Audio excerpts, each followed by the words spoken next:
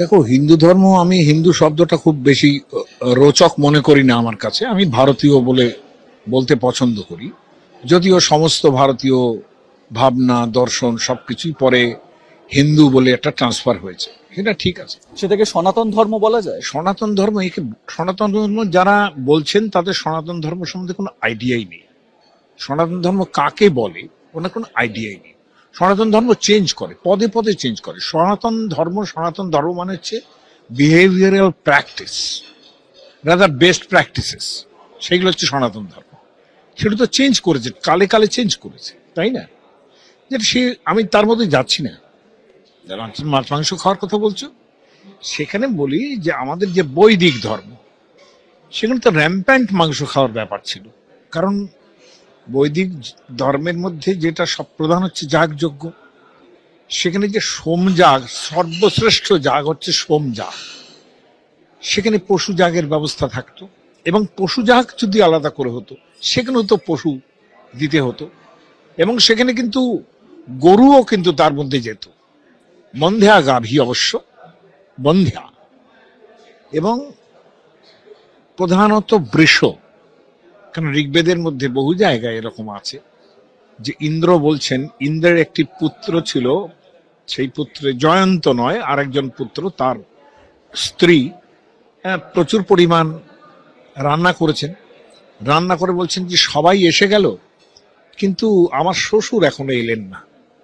আমি কত ওকসান, অর্থাৎ বৃষ মিশ্রিত যে পলান্ন, যাকে বলে পোলাও বলি আমরা, যাকে পলান্ন থেকে তো পোলাও, পল মানেই তো মাংস, তাই না? সেখানে সবাই এলেন, কিন্তু আমার শ্বশুর এলেন না।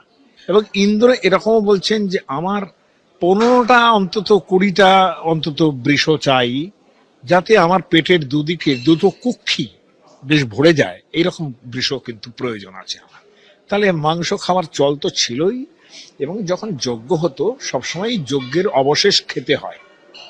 আমরা যেমন ঠাকুরকে নৈবেদ্য দিলে তার অবশেষটা আমরা গ্রহণ করি, তো আমাদের প্রসাদ হিসেবে যেটা আসে, এই যে সরস্বতী পুজো গেল, সরস্বতী পুজো হলো, তার প্রসাদটা আমরা পাই।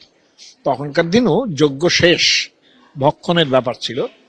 এবং সেখানে যে পশু যাগ হতো, সেই পশুটির কোন অংশ কে পাবে, কোনটা রাজা পাবেন, কোনটা রাজপত্নী যিনি মহিষী তিনি পাবেন, কোনটা পুরোহিত পাবেন, এসব অংশ ভাগ করা থাকতো যে এই এই অংশ এরা পাবেন।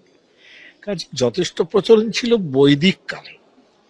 আর রামচন্দ্র ক্ষত্রিয় পুরুষ। হ্যাঁ, এই এই পার্টটা খুব ইম্পর্টেন্ট। মানে আমার প্রশ্ন এটা আসছিল যে রামচন্দ্র কি এই মাংস ভক্ষণ করতেন? তখনকার দিনের ব্রাহ্মণ এবং ক্ষত্রিয় অবধারিত ভাবেই মাংস ভক্ষণ করতেন। ক্ষত্রিয় পুরুষ মাংস ভক্ষণ করবেন না, এটা তো হতে পারে না। এবং রামায়ণের মধ্যে বাল্মীকি রামায়ণ, মূল রামায়ণ বলছি, ব্রাহ্মণরাও মাংস ভক্ষণ করতেন? অবশ্যই। এই যে পুরোহিত যজ্ঞের তারা কারা, কি ব্রাহ্মণ নয়? তারা তো প্রধান ব্রাহ্মণ, তারা তো অবশ্যই খেতেন। দেখো, ভেজিটেরিয়ানিজমটা পরে চালু হয়েছে, আমাদের দেশে প্রথমে ভেজিটেরিয়ানিজম ছিল না, বুঝতে পেরেছো না? বরঞ্চ আমি বলবো বুদ্ধ আসার পরে যখন পশু যাগ বন্ধ হয়েছে, হ্যাঁ, যেটা বুদ্ধর খুব সবচেয়ে বড় ছিল যে এতগুলো পশু হিংসা করা হয়, হ্যাঁ, সেটাতে বুদ্ধর একটা খুব মানে খুব দুঃখ ছিল, রাগ ছিল। তো সেটা পশু যাগটা তখন যজ্ঞাদি ক্রিয়াই বন্ধ হয়ে যায় বুদ্ধদেব আসার পরে। তিনিও তো কম বড় মানুষ নন। কিন্তু ঘটনা হচ্ছে যে ভেজিটেরিয়ানিজমটা তার পরে আসে, তার আগেই এরকম ধরনের কোনো ব্যাপার ছিল না। রামচন্দ্র নিজে রামায়ণের মধ্যে যে বর্ণনা আছে, মূল রামায়ণের কথা বলছি, যা থেকে অন্য রামায়ণগুলো এসছে, তুলসীদাসী রামায়ণ বলো, কৃত্তিবাসী রামায়ণ বলো, বাল্মীকি রামায়ণের কথা, বাল্মীকি রামায়ণে প্রচুর পরিমাণ খাওয়ার ব্যবস্থা আছে। যখন সীতা বনবাসে যাচ্ছেন, তখন তিনি বলছেন যে যে সুরা ঘটা সহস্রই, অর্থাৎ 100 ভাঁড় সুরা আমি গঙ্গার জলে নিক্ষেপ করব, তো গঙ্গা মাকে দেব, হ্যাঁ, এবং সুমৃষ্ট মাংস আমি গঙ্গায় ফেলবো। গঙ্গায় এইসব ফেলার কথা কি এখন কেউ ভাবতে পারে? কিন্তু রামায়ণে আছে। এখন আমাকে যদি বলে যে আপনি ভুল প্রচার করছেন, তাহলে আমি রামায়ণ দেখতে বলবো, মূল রামায়ণ খুলে দেখতে বলবো, তারা দেখুন এটা বাল্মীকি রামায়ণ। এবং যখন রামচন্দ্র যেদিন মারিচ রাম রাম বলে ডাকছে এবং সীতার বায়না শুনে তিনি সোড়ান হরিণ আনতে যাচ্ছেন, তার তো কোনো আইডিয়া ছিল না যে সীতা হরণ হয়ে যাবে বাই দ্যাট টাইম। তো মারিচকে ওই রকম ভাবে মারার পর তারপর তার মনে হলো যে বাড়ি যাচ্ছি। এবারে তিনি 3 রকমের হরিণ মেরে নিয়ে বাড়ি যাচ্ছেন কাঁধে ঝুলিয়ে। 3 রকম, 3 কিসিম, রুরু, পৃষত ইত্যাদি 3 রকমের কিসিমের হরিণ ঝুলিয়ে যাচ্ছেন। বনের মধ্যে বাস্তু পুজো হবে, বনের মধ্যে তিনি কুটির তৈরি করছেন। প্রথম যে কুটির নির্মাণ হলো, লক্ষণকে বললেন যাও তুমি একটা হরিণ ধরে নিয়ে এসো, সেটা শিকার করে নিয়ে এসো এবং সেটাকে রোস্ট করে তারপরে সেটার বাস্তু পুজোয় কাজে লাগলো। এই তো রামচন্দ্র, তাই না? আর সীতাও খেতেন না, এটা তার বলার কোনো মানে নেই।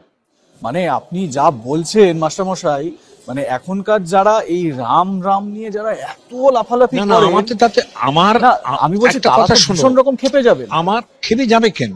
আমার এতে রাম ভক্তি কিছু কমে না। আমি রামচন্দ্রের, ওরা যতখানি রামচন্দ্রকে ভক্তি করে আমি তার থেকে বেশি করি, কারণ এতে আমার ভক্তি কমবে কেন? দেখো, নিরামিষ খাওয়া মানে হচ্ছে একটা কৃচ্ছ সাধন করছি, মানে আমি কৃচ্ছ সাধন, বোঝো তো, মানে সাধনের অঙ্গ সেটা। আমি রামচন্দ্রের উপাসনা করছি, আমি কৃচ্ছ সাধন করব, আমি ভক্ত। তো ভক্ত যিনি, তিনি কৃচ্ছ সাধন করবেন, তিনি নিরামিষ খান। কিন্তু তিনি নিরামিষ খাবেন বলে রামচন্দ্র নিরামিষ খাবেন তা তো হয় না। একদমই তাই। তার তার যে দেবতা পুরুষ, তিনিও নিরামিষ খাবেন, এটা তো হয় না। আমি একাদশী করব বলে তিনি একাদশী করবেন, এটা তো হয় না। আমি আমি তাই না? একটা কাহিনী এরকম শুনেছিলাম, একদম সময় সংক্ষিপ্ত, ছোট্ট করে প্রশ্ন করছি। যুধিষ্ঠির প্রশ্ন করেছিলেন যে ঈশ্বরকে বা দেবতাদের, যে আমি আমার পূর্বপুরুষদের সন্তুষ্ট করতে চাই, তাদেরকে কি খাওয়াবো? তো তারপর নাকি দেবতারা বলেছিলেন যে মাছ খাওয়াও, মাংস খাওয়াও, বা এই খাওয়ালে এতদিন সন্তুষ্ট।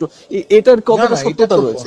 এগুলো যুধিষ্ঠির লাগবে না। প্রত্যেক পুরাণের মধ্যে আছে যে শ্রাদ্ধে কোন কোন মাংস দিতে হবে, সেখানে এই মাংস দিলে এত বেশি ফল হবে, এত বেশি তৃপ্তি হবেন। গন্ডারের মাংস পর্যন্ত রয়েছে সেখানে, কিছু বাদ নেই।